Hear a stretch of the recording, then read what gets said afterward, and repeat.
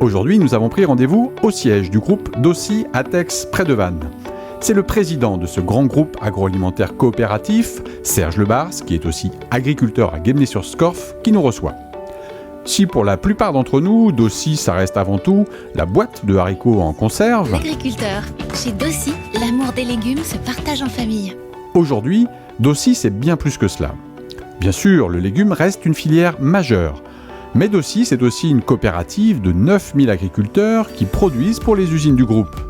C'est aussi une filière œufs avec sa marque Cocotine et une filière de transformation de viande, notamment avec l'usine Aubray, qui est l'un des leaders européens du lardon.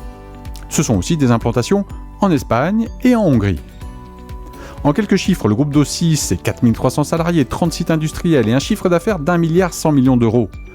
Mais au-delà des chiffres, c'est avant tout un groupe en perpétuel mouvement qui s'adapte aux changements sociétaux. Alors le métier de l'agroalimentaire, effectivement, c'est un métier qui bouge beaucoup.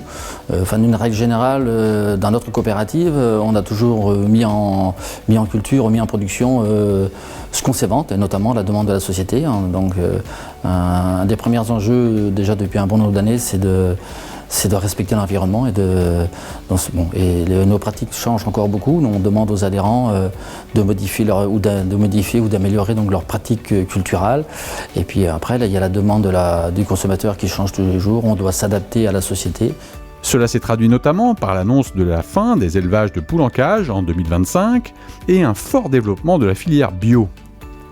Et puis le groupe innove également au niveau social. En 2018, il a ouvert son capital aux adhérents et aux salariés, une façon moderne d'impliquer tous les acteurs au succès de l'entreprise. On a effectivement ouvert donc, le capital aux adhérents et aux salariés. Donc, concernant les adhérents, au-delà du capital social qu'ils ont déjà dans la coopérative, c'est une volonté donc, de les impliquer davantage encore dans les outils industriels. Et du côté salarié, c'est aussi une innovation dans le domaine de la coopération. Nous sommes la 4e coopérative en France à avoir mis en place cette modalité. Et donc nous retrouvons donc désormais les adhérents, les salariés, la région s'est également impliquée et un fonds d'investissement nous accompagne également. Donc ce qui nous fait donc une levée aujourd'hui de 6 millions d'euros de la part des adhérents et des salariés. L'actualité du groupe est également marquée par son rapprochement avec la coopérative Triskalia. Le futur groupe s'appellera Eureden. Il sera encore plus fort avec 20 000 agriculteurs, 9 000 salariés, un chiffre d'affaires qui devrait dépasser les 3 milliards d'euros.